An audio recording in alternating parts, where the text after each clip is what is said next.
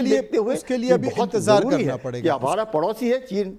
जी, उसके लिए इंतजार करना पड़ेगा। सुजाता पॉल इस वक्त मेरे साथ मौजूद है, कांग्रेस की प्रवक्ता हैं। सुजाता दी सी, आप एससीओ की मीटिंग को कैसे देखते हैं, क्योंकि देश के प्रधानमंत्री नरेंद्र मोदी ने तो संकेत दे दिया है सिक्योरिटी, कनेक्टिविटी और अपॉर्चुनिटी।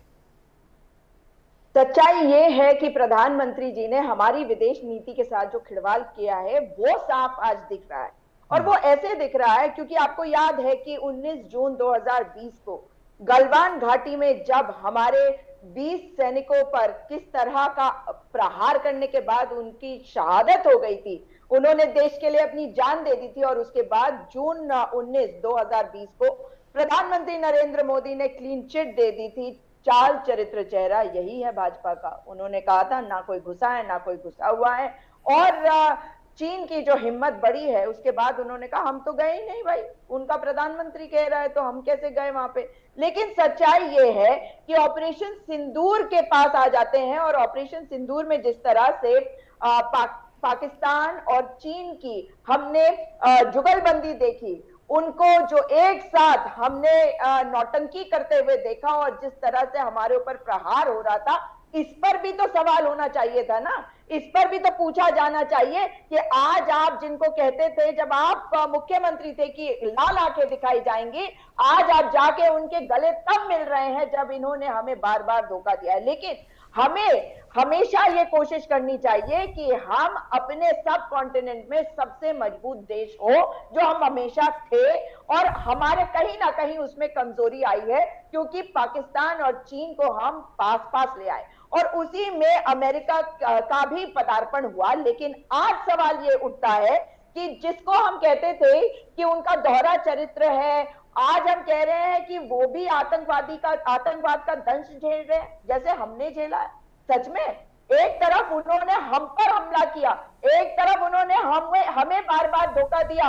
और ये जो राइट विंग ट्रोलर्स हैं जरा इनसे पूछे, और टीवी चैनलों पर भी हमने तो आक्रमण करके जैसे पाकिस्तान के अंदर पहुंच गए थे, उसी तरह से आपको याद होगा कि हमने जो इनके एप्स है उनको बैन कर दिया था। और कैसे भाजपाई और जो संगीत है वो कहते थे कि अब बॉयकॉट होना चाहिए चीन के सामान का। इसका मतलब है कि आज तक बदला नहीं लिया गया हमारे उन वीरों का, लेकिन आज गलबैया कर रहे हैं प्रधानमंत्री नरेंद्र मोदी चीन के साथ।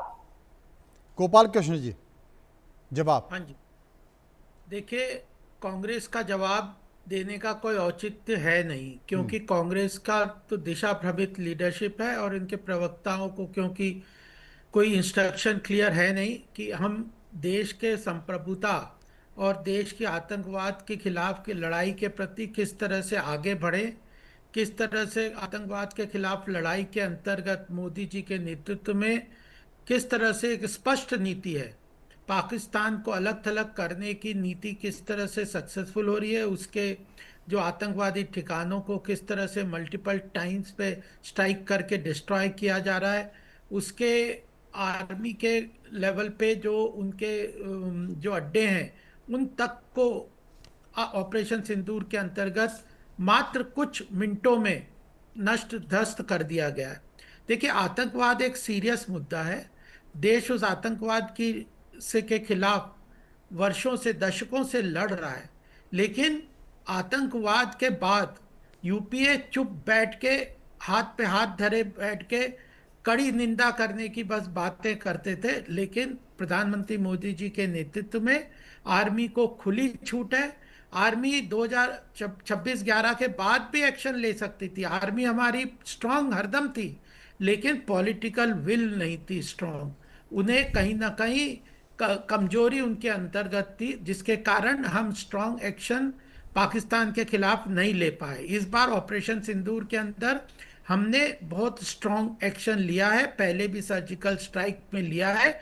और जो देश इस पूरी संघर्ष में हमारे साथ थे, उनके साथ हमने उनका स्वागत किया है, उनका अभिनंदन किया है। और जो देश किसी न किसी कारणवश पूरी तरह से खुल के हमारे समर्थन में नहीं थे, उनके साथ बातचीत करके उनको भी समझाया है कि आतंकवाद की लड़ाई केवल भारत की नहीं समझो, इससे पूरा वैश्विक स्तर पे उसका असर हो रहा है। और कुछ देश जिसमें खासकर पाकिस्तान है, जो सुजाता जी, जवाब आतंकवाद मिल को गया आपको? अपना एक तरीके नहीं, से बिल्कुल नहीं। लड़ाई का सच्चाई हथियार ये मानते है हैं, कि उसको मसूद अजहर आइसोलेट को जब करना कहा गया जरूरी कि है। टेरर की सूची देखिए में डाला जाए देखिए, तो आपके बीच हमें में मैं वीटो नहीं करने बोला था, वाला चाइना था। और इस वक्त भी जिस मैंने तरह से ये आपके बात बीच कर में रहे नहीं हैं, बोला नहीं था। नहीं, उन्होंने मुझसे मैम पूछा है, उन्होंने मुझसे पूछा मैम है, आपके बीच उन्होंने में मुझसे नहीं पूछा बोला है। था मैं। अरे भाई, आप बीच उन्होंने में मत मुझसे बोलिए, पूछा आप है, शायद अपने आपने आप सुना अपने नहीं। जब बात सवाल आएगी तब यही आप तो बोलिए है ना। कि हमारी सेना आप अच्छा बोलिए क्या ना, गोपाल जब जी, कर जितना रही आपको थी। गोपाल जी, बोलना है, जब आप सुजाता जी से ही तब पूछ रहे थे। सुजाता आपका जी, समय जितनी भी आएगा तब बातें बोलिए गोपाल ना। जी ने इससे बताई, क्या बात ये होगी, क्या बताया, फायदा होगा? गोपाल जी ने ये आप बताया कहीं कि ये बैठक क्यों जरूरी है, ये बैठक किन परिस्थिति में हो रही है,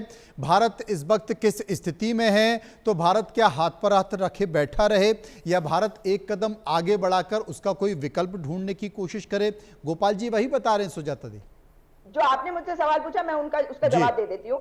देखिए, सबसे बड़ी बात है, आपको याद है कि जब अब की बार ट्रंप सरकार किया था प्रधानमंत्री जी ने, तो वो किसी दूसरे देश के पॉलिटिकल मामलों में हस्तक्षेप था। वो देश के प्रधानमंत्री हैं, वो अमेरिका के नागरिक नहीं थे। वो उन्हें नहीं करना चाहिए, उसके लिए उन्हें देश से माफी मांगनी चाहिए।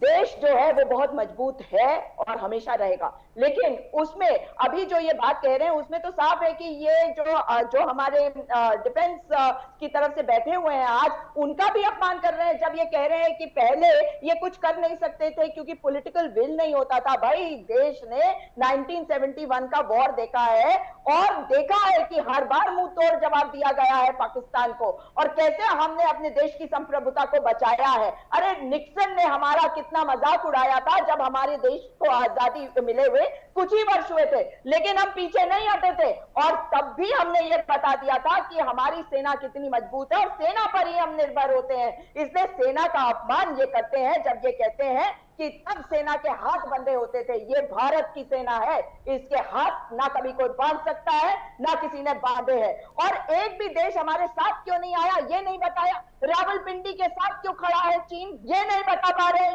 ये क्यों नहीं बता पाते कि जिस वक्त ऑपरेशन सिंदूर चल रहा था और अभी भी चल रहा है तो चीन जो है वो पाकिस्तान को इंफ्रास्ट्रक्चर क्यों दे रहा था, वो तकनीक क्यों उपलब्ध करा रहा था? इन बातों का जवाब इनके पास नहीं है, क्योंकि ये नहीं बता सकते कि मसूद अजहर को जब हम टेरर लिस्ट में डालना चाहते थे तो चीन ने हमारा वीटो क्यों किया। इन बातों का जवाब इन्हें देना पड़ेगा। और आज जो गलबैया कर रहे हैं, तो बता दे कि गलवान में जो शहीद सैनिक थे, क्या उनका बदला हमने ले लिया? क्या पहलगाम के वो सारे आतंकवादी पकड़े गए हैं? और जिस पाकिस्तान की आप बात कर रहे हैं, उन्हीं का तो साथ दिया है चीन ने। और कोई भी देश बता दीजिए जिसने खुल के कहा हो कि जो भारत ने किया वो सही था और पाकिस्तान इस बात का जिक्र किया गया, इस बात का जिक्र किया गया एससीओ की बैठक में, जहां पर तमाम राष्ट्राध्यक्ष थे। वहां पर यह कहा गया कि ये पहलगाम पर जो हमला किया गया वो गलत है। आप भी मानती हैं कि पाकिस्तान का इस हमले के पीछे पाकिस्तान का हाथ है, इस हमले के पीछे पाकिस्तान के अंदर बैठे जो आतंकी संगठन है उनका हाथ है, और ये कहा गया कि बर्दाश्त नहीं किया गया। पिछली बार की बैठक में तो किसी ने इसका जिक्र भी नहीं किया, और जो मसौदा था उस पर राजनाथ सिंह जो रक्षा मंत्री उन्होंने हस्ताक्षर नहीं किए। लेकिन इस बार सभी लोगों ने इस बात को स्वीकार किया कि आतंकवाद बर्दाश्त नहीं होगा। खुद चीन ने इस बात को माना है। ये बात अलग है कि उसकी नीतियां क्या है। संजय कुलकर्णी साहब मेरे साथ मौजूद हैं। संजय साहब, जिस बात का जिक्र सुजाता जी कर रही हैं, उनकी एक आशंका है। आशंका इस बात को लेकर है कि 1959 में चीन के साथ संबंधों की कटुता आई थी। उसके बाद फिर दलाई लामा भारत आ गए, भारत की शरण ले ली, और 1962 में जिस तरीके से उसने कब्जा किया, फिर उसके बाद 1968, 1987, 87 के बाद 2017, 2017 के बाद 2020 जो कि गलवान में दिखाई दिया, लगातार ये देखा कि चीन पीठ में छुरा घोंपता है। तो मेरा ये सवाल है कि बातचीत हो रही है, अंतर्राष्ट्रीय परिप्रेक्ष्य में हो रही है, इसके पीछे एक टैरिफ कारण है, अर्थव्यवस्था एक कारण है, लेकिन सुजाता जी की चिंता भी सही है कि सावधानी जरूरी है, क्योंकि ड्रैगन पर भरोसा नहीं किया जा सकता। बिल्कुल मनोज जी, देखिए किसी पे भी भरोसा करना बहुत मुश्किल होता है। हम बोलते हैं ट्रस्ट बट वेरीफाई। इसमें भी कोई शक नहीं है। चीन ने लगातार 1950 से लेकर के हमेशा पीठ पीछे छुरा घोंपा है, इसमें कोई शक नहीं। मुझे आश्चर्य होता है क्योंकि मैं खुद चीन के साथ इतने अच्छे संबंधों के वक्त, मैं तो 10 साल पहले रिटायर हुआ, उससे पहले लगातार इतने अच्छे संबंध कि वो हमारे यहाँ आके खाना खा करके जाते थे, उनके ऑफिस हमारे यहाँ फील्ड एरिया में आके खाते थे, उसमें कोई दिक्कत नहीं होती थी। लेकिन जिस प्रकार से पलटवार चीन ने किया उसको देख करके आज हम भी स्तंभ है कि क्यों चीन ने गलवान किया, इसमें कोई शक नहीं। लेकिन हम अमेरिका का भी देखते हैं कि अमेरिका के साथ हमारे इतने बढ़िया संबंध, इतने अच्छे संबंध एकदम पलट गए, और किस प्रकार से आप देख रहे हैं कि टैरिफ को लेकर के बातचीत हो रही है। लेकिन ये कहना कि चीन और पाकिस्तान और टर्की ने मिलकर के भारत के ऊपर जरूर हमला किया, लेकिन ये हम क्यों नहीं कहना चाहते हैं कि उन्होंने 1000 मिसाइल्स और ड्रोन डाले पर एक का भी हमारे यहाँ नुकसान नहीं हुआ। वो क्यों नहीं हम भारतीय सब मिलकर के कहते हैं कि भारत ने उनके जो भी आक्रमण है उसको पूरा ध्वस्त किया, वो हम कहने को तैयार नहीं है। हम लोग क्यों नहीं कहते हैं कि हमने उनके 8 टेररिस्ट ठिकानों को बिल्कुल बर्बाद कर दिया। हम ये क्यों नहीं कहते सारे मिलकर के कि मसूद अजहर रो रहा था कि जब उसके घर के सारे सदस्य मर गए, कि हम क्यों नहीं मरे। हम लोग क्यों नहीं कह रहे कि 11 एयर बेसेस जब उनके डिस्ट्रॉय हुए, उनके रेडार्स डिस्ट्रॉय हुए, फिर अमेरिका जाकर के उनको अपने गोदी में लेकर के बैठ गया, और फिर जिस प्रकार से आसिम मुनीर को फील्ड मार्शल बनाया, जिस प्रकार से उन्होंने खाने पे बोला, वो अमेरिका की अपनी नीति है। हम अमेरिका को डिक्टेट थोड़ी कर सकते हैं क्या करना है, लेकिन हमने अपने कार्रवाई पे गर्व महसूस करना चाहिए। हम सब ने, हमारे द्वेष, हम एक दूसरे के मतभेद हो सकते हैं, द्वेष नहीं हो सकता। भारत हम सबका है, हम सबका रहेगा, और हमने यकीन करना है कि भारत को लेकर के किसी ने यह नहीं कहना चाहिए, प्रधानमंत्री कोई भी हो, कैसा जो भी प्रधानमंत्री उस वक्त है उसकी जिम्मेवारी है, और वो कर रहे हैं अपनी तरफ से पूरे कोशिश कर रहे हैं। अब ये कहना, और हम लोगों ने, मेरे को लगता है कई बार हम शायद भूल जाते हैं, अपने मतभेद हो सकते हैं, होने भी चाहिए, लोकतंत्र है, पर द्वेष नहीं होना चाहिए। और कैसा द्वेष? पाकिस्तान की कोई तारीफ कर सकता है हिंदुस्तान के अंदर जिस प्रकार से पाकिस्तान ने किया?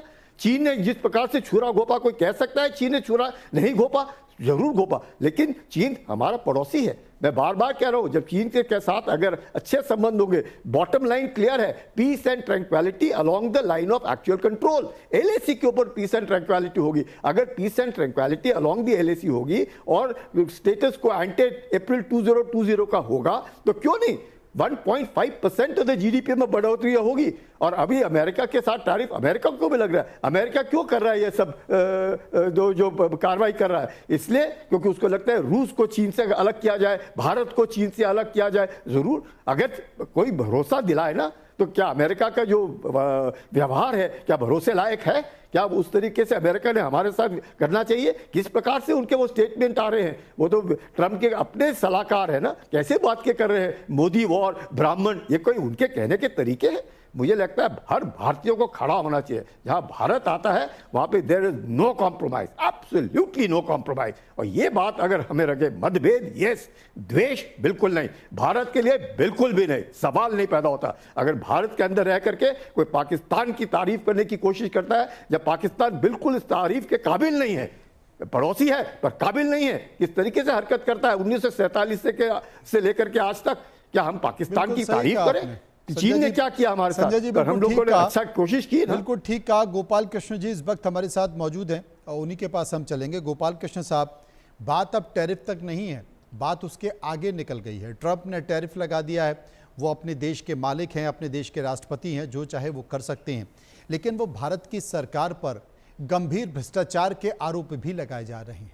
उन्हीं के प्रशासन में बैठे उनके सलाहकार जो नवारो हैं, वो आरोप लगा रहे हैं कि साहब भारत में जो तेल का खेल चल रहा है उसका मुनाफा ब्राह्मणों को दिया जा रहा है और जनता पैसे भर रही है।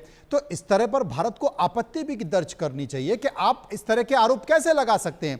आप अपनी व्यक्तिगत खुन्नस इस तरीके से नहीं लगा सकते कि आप एक भारत एक अंतर्राष्ट्रीय मंच पर तमाम देशों के साथ मिल रहा है और आपने जो जिस तरीके से ट्रंप का टैरिफ लगाया है वो उसके विकल्प निकालने की तलाश कर रहा है और आप भारत सरकार को अंतर्राष्ट्रीय मंचों पर बदनाम कर रहे हैं, आपके प्रशासन पर बैठे लोग बदनाम कर रहे हैं। मुंहतोड़ जवाब देना चाहिए। गोपाल जी, देखिए, दो तरीके से ग्लोबल डिप्लोमेसी हो सकती है जी। आप शोर मचाते रहें और उसका इम्पैक्ट कितना होगा, जैसे अभी जो संजय साहब ने कहा कि जियो पॉलिटिक्स और जियो इकोनॉमिक्स कई चीजें हैं, ग्लोबल लेवल पे जो चीजें हैं उनको हम पूरी तरह से कंट्रोल नहीं कर सकते। जी।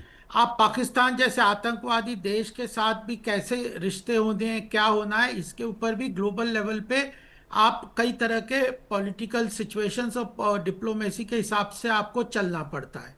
लेकिन डोमेस्टिकली आप अपनी जो पॉलिसीज हैं उनको सॉवरेनिटी के, नेशनल इंटरेस्ट के अनुसार आप उसके लिए आगे बढ़ते हैं, तो वो महत्वपूर्ण है। आज अमेरिका क्या चाहता है? हम रशिया से ऑयल ना खरीदें, हम अपने एग्रीकल्चर सेक्टर को अमेरिका के प्रोडक्ट के लिए खोल दें, हम अपने डेयरी प्रोडक्ट को अमेरिका के डेयरी प्रोड्यूसर्स के लिए खोल दें। तो ये चीज़ हमारे लिए एक्सेप्टेबल नहीं है। हमारे बहुत सारे एमएसएमई इंडस्ट्रीज के जो प्रोडक्ट हैं उनके लिए वो अपना मार्केट इंडिया का खुलवाना चाहता है, उसके लिए वो अलग तरीके से प्रेशर डाल रहा है। हमने ना रशिया से ऑयल खरीदना बंद किया है। हमने अपने एफटीए के अमेरिका के दबाव में कोई ट्रेड एग्रीमेंट नहीं किया जिससे हमारे कृषि क्षेत्र, एमएसएमई क्षेत्र या डेयरी प्रोड्यूसर्स को नुकसान हो। हम अपने नेशनल इंटरेस्ट के लिए काम कर रहे हैं। हमने अपने रिलेशंस चीन और रशिया से भी बेटर करने की बात की। और लेकिन देखिए, ये एससीओ समिट है, ये जो कई बार कांग्रेस बिल्कुल कंफ्यूज राजनीति करती है, ये कोई चीन भारत का केवल रिश्ता बन रहा है ऐसी बात नहीं है। ये चीन और भारत और रशिया का रिश्ते की बात नहीं है। ये एससीओ मल्टीलेटरल प्लेटफॉर्म्स हैं। मल्टीलेटरल प्लेटफॉर्म्स की आज बहुत महत्वपूर्ण भूमिका है। अगर मल्टीलेटरल प्लेटफॉर्म में, जिसमें पाकिस्तान भी है और भी कई देश हैं, जापान भी, सब जो कई देश हैं, तो वहाँ पे अगर ये बात स्पष्ट रूप से भारत के कहने पे उन्होंने एक्सेप्ट की है कि टेररिज्म ऐसा घिनौना कृत्य है जिसके लिए पूरे विश्व को और एससीओ को जॉइंट स्टेटमेंट के अंतर्गत उसकी भर्त्सना करनी पड़ेगी। दूसरा, उस स्टेटमेंट में यहां तक लिखा हुआ है कि जो क्रॉस बॉर्डर टेररिज्म की एक्टिविटीज होती हैं, जो टेररिस्ट को इन्फिल्ट्रेट करने की एक्टिविटी होती है, उसकी भी भर्त्सना करते हैं, उसको भी रोकना है।